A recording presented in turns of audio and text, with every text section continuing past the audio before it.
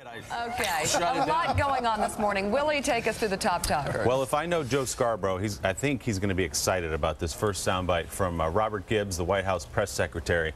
Joe, you know if you're ever playing a basketball game or a football game and you're winning by a lot and some guy starts talking trash, you just go, scoreboard, just quiet down. That's essentially what Robert Gibbs said in regard to the criticism that came out of President George W. Bush a couple nights ago in Erie, Pennsylvania, where he was essentially defending his administration against the Obama administration. Here's the response from the White House. I'm happy if he can clarify what it is he was talking about. I think we've had a debate about individual policies. We had that debate. In particular, we kept score last November, and we won. We won, Joe. We won. Oh, dear.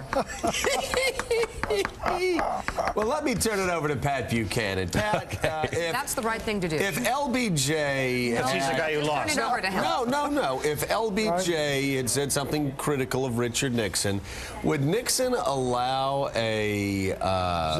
Ziegler to go out and say that about... This is a White House that will pick on any cable news host, that will shoot down at anybody. Again, why don't you just say, well, he's the president. What? He's a former president of the United States, and he's held these views for a long time, and he's certainly got a right to express them. What's your next question? And he's also shown deference to this president. Why this White House has no humility So a little whatsoever. smug is what you're saying? Oh, yeah, smug, arrogant, you know, and this is a former president of the United States. Does that start at the top? I mean, that's actually the same thing that this president said to a Republican when they were having talks over this. He said, we won. Yeah, exactly, and then they did the same thing to Cheney, you know. So I think they'd be much better off just saying, look, this is they're entitled to their views, they have their record, they're going to defend it, and we're not going to get into that.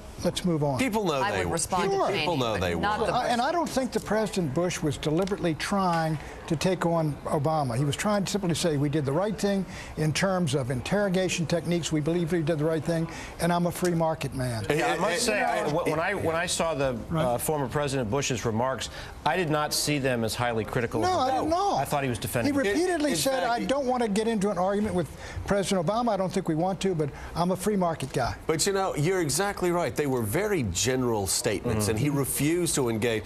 But that's just like saying that if you support the free enterprise, or if you support the way the war on terror was conducted, that has to naturally be seen as a slight against the White House, and you're going to get slapped down by the press secretary. Again, you know, I guess when you pick Rahm Emanuel to run your White House, this is what you get. And I know there are a lot of Democrats out there who actually like seeing this. You would make a distinction, wouldn't you, between that response that we're talking about right now and the response to Cheney. When Cheney comes out and says he's made the country less safe, that's something where... If somebody says that I am making the country less safe by my policies, you're exactly right.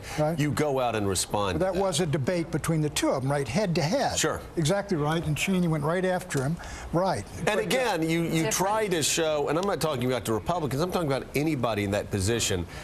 I personally would show deference even to a vice president that said things that were intemperate, because I know the public's on my side. I just don't think that is necessary, and that helped Cheney. Yeah, I think it does too. Don't pick a fight with people that are out of power. Well, and look at the NBC Wall Street Journal poll this week. Cheney didn't do too badly, and the views that he was advocating didn't do too badly. Cheney's popularity through all these attacks keep rising. It keeps rising. One of them had 37%, but 4 points ahead of Miss Pelosi. I know. And then moving on up. It was the Gallup poll, and then you ask people whether they trust the CIA on interrogation issues or Miss Pelosi. It's a 20-point spread. Coming up.